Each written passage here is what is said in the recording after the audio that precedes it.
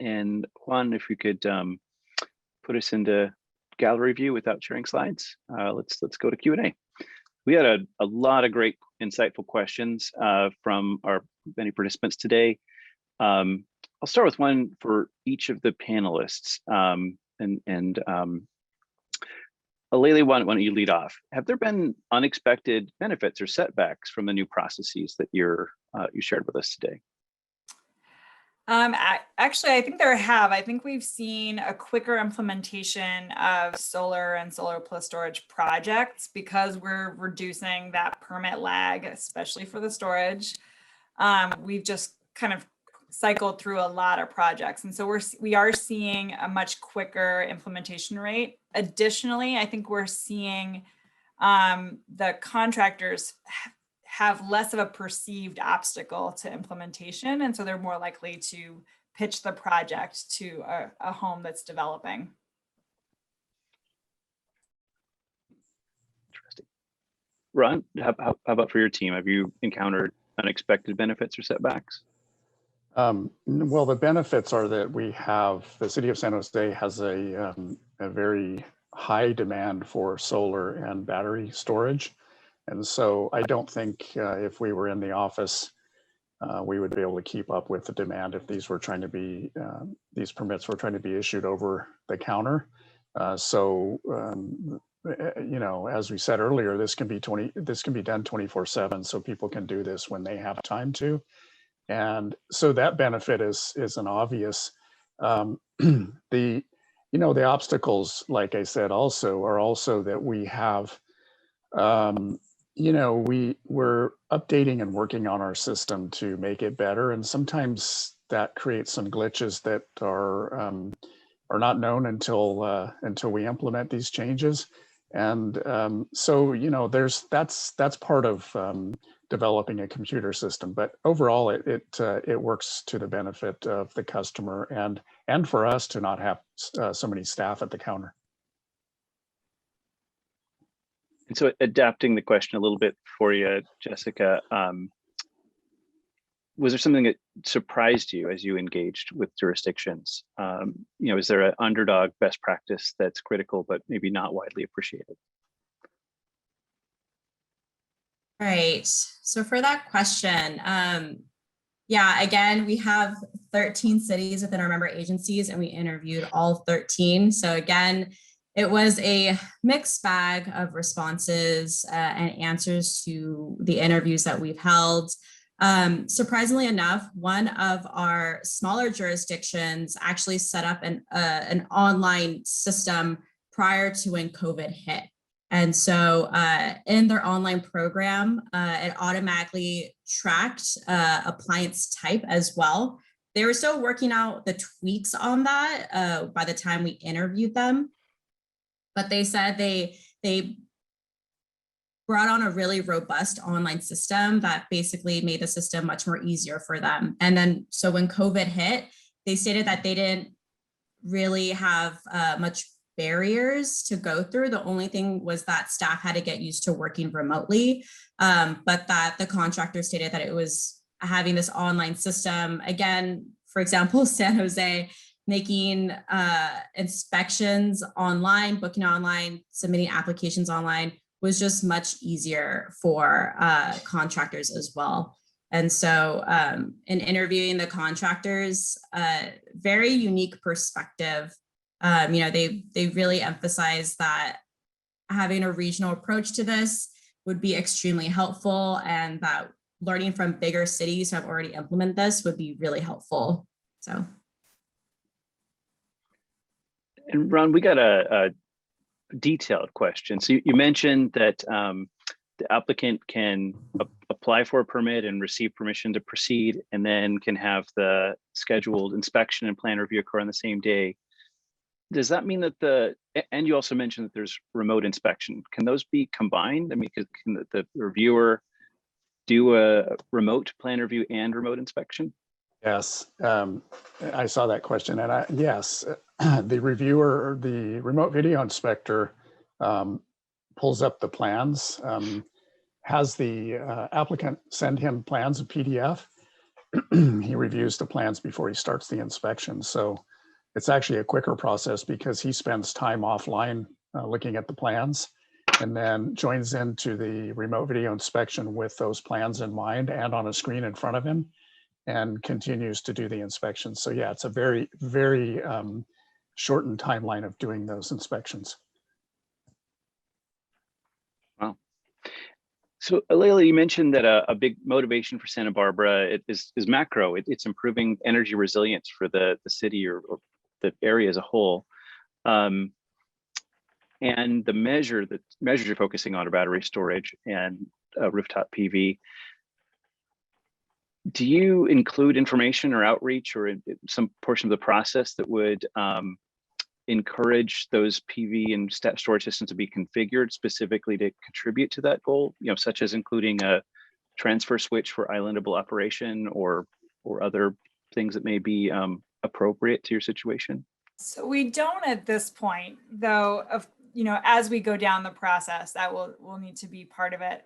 Right now, we're limited by the SGIP, the Self-Generation Incentive Program, has some requirements around it. And most people are leveraging those funding sources to help them install a battery.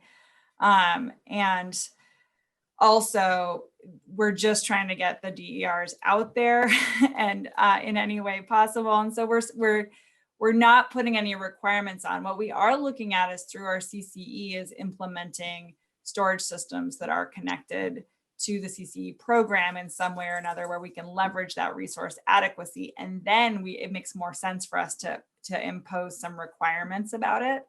But we're just not quite there yet because we're launching in October.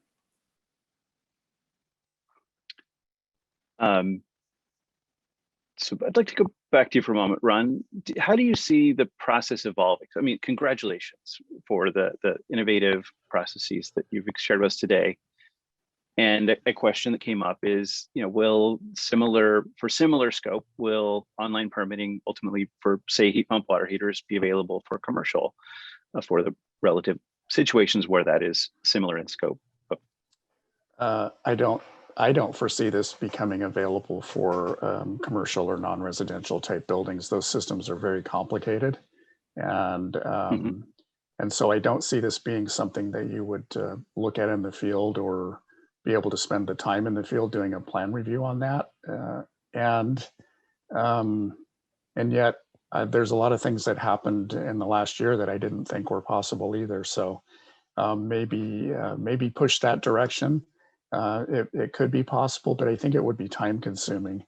And I think probably the way to do it would be similar to our remote video inspectors, where you would look at it previous to actually going to the inspection, being able to pull it up and look at it and be familiar with it before looking at the project and making your determination that it follows the plans.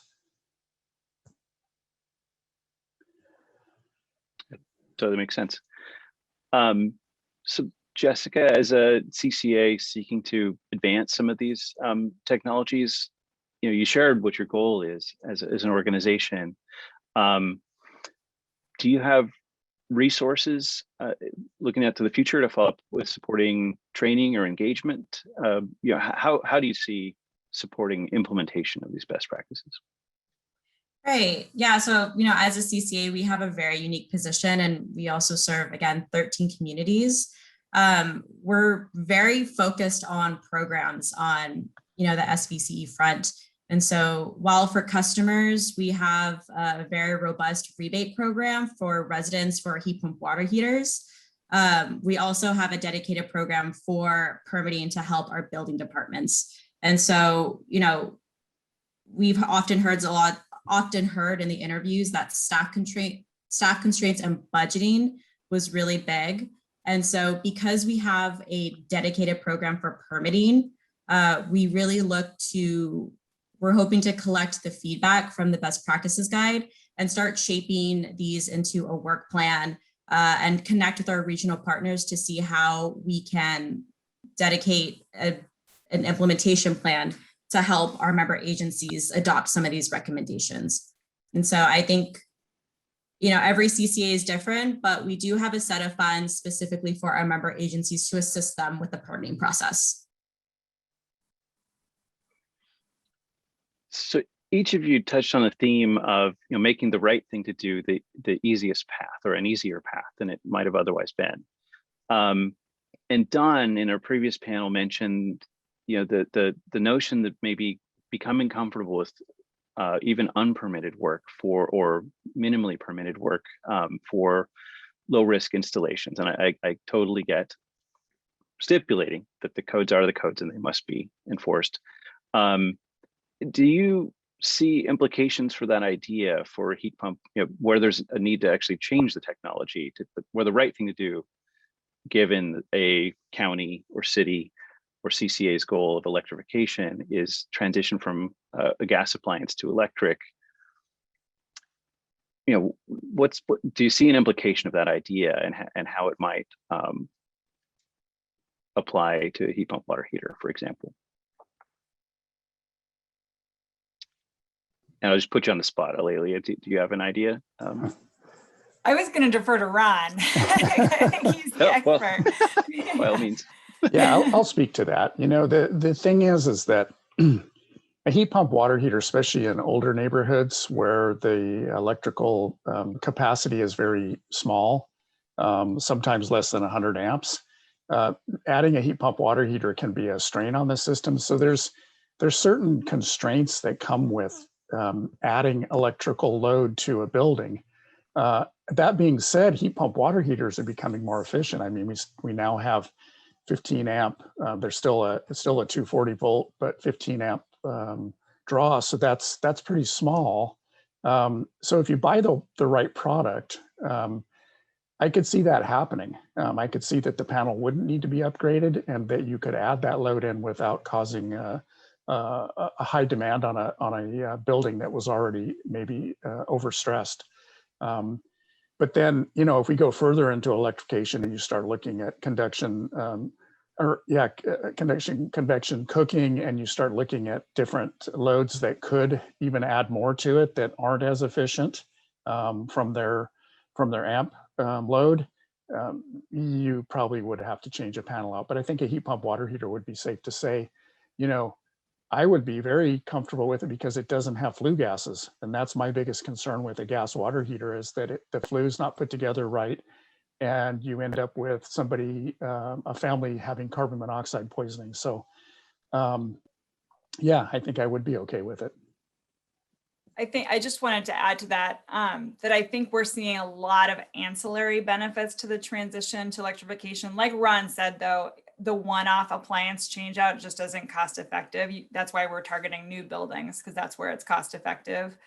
And then doing education and rebates to help the transition. But it allows us to leverage the higher carbon-free intensity of CCE energy. It also allows us to benefit from all the new smart technologies that are coming out and really create this grid interactive series of buildings, which opens up a lot of opportunity. And so that doesn't really answer your question about would you be willing to be more lenient about the permitting side of things, but I think there are some bigger considerations that might make it worthwhile. Mm-hmm.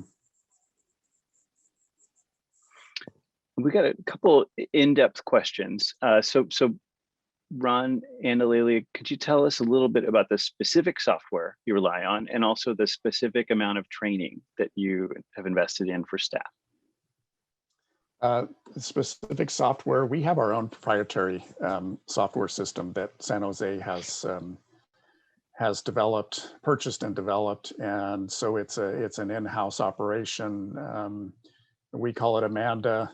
It's Amanda 7 at this point, and as I joke, we're looking forward to Amanda 8 because Amanda 7 has been a disappointment. So that's kind of the way these software programs go. And we're also, we're unique in that we're a large city and able to do these things without going to, kind of an out of the box type of a process.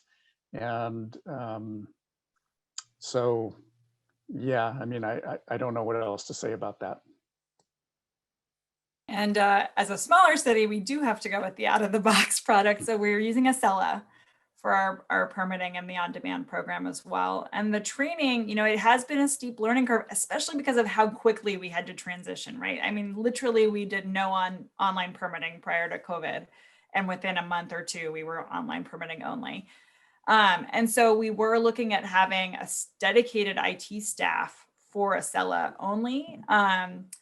And so we're trying to recruit for that, but it's definitely a steep learning curve. It's a little challenging to pull reports out of it right now because the staff is learning how to do it. But I think the gains outweigh the burden for sure. We're coming close to the end of this panel. Do you each have a question for each other?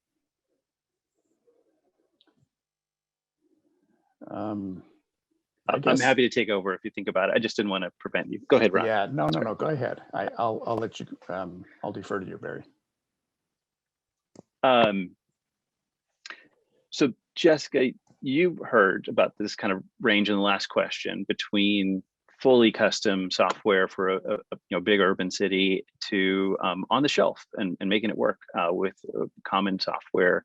How does that correlate to your broad survey of the many jurisdictions that you've been working with? Yeah, so it was, as I've mentioned, some of our cities were already bringing on software to completely do their online permitting. Others were only doing using an online submittal process. And one city was still doing paper, and their whole building department was closed during COVID when we interviewed them last year. And so I'm really looking forward to the software panel because we understand that each of our member agencies might have already adopted a new software by now. But I really think in order to regionalize and come up with these solutions together, that maybe relying on one software or a combination of both would be really helpful. So this has been a really great learning process so far. And while we're talking a lot about energy measures, we've not specifically delved into energy code compliance. Do these processes that you've instituted have, do you have feedback for state regulators or BayREN about how we might better help you in ensuring the efficiency of heat pump water heaters that are installed, or better communicating about their safety? Now, punt that to you first, Ron, if you don't mind. Could the energy code better support the efforts that you've been leading? Yes, the energy code could support us better. I think electrification is not, it's energy efficiency standards. And so we're talking efficiencies versus electrification. And so when it gets to the point where we're talking greenhouse gas emissions as the sole goal, along with efficiencies, then we'll be talking the same language. At this point, we're not talking that same language. We're still talking efficiencies. And so it's been a kind of a difficult process, especially for our voluntary projects, our high-rise projects that have wanted to do a heat pump boiler system for domestic hot water. We've actually had to work hand in hand with the California Energy Commission to develop or put into process a software product that was not approved. We approved the project based on the CEC running this software, testing this software, and then letting us know once that software works that the customer, and having an agreement with the customer, that the customer would come back to us with the compliance software and with it rerun, and we would do a second plan review, making sure that everything fit into that software program that and was approved and complied as required. So even in new construction, some workarounds remain necessary, yes, given some of the limitations of energy. Yes, very much so. Yeah.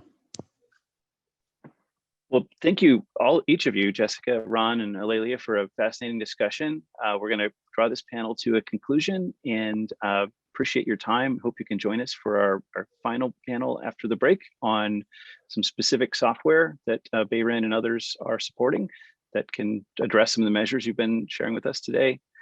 And I'm going to transition over to Karen Christensen for a few announcements before our break. Thank you very much for your presentations and your time this morning. Thanks, Barry. Thank you.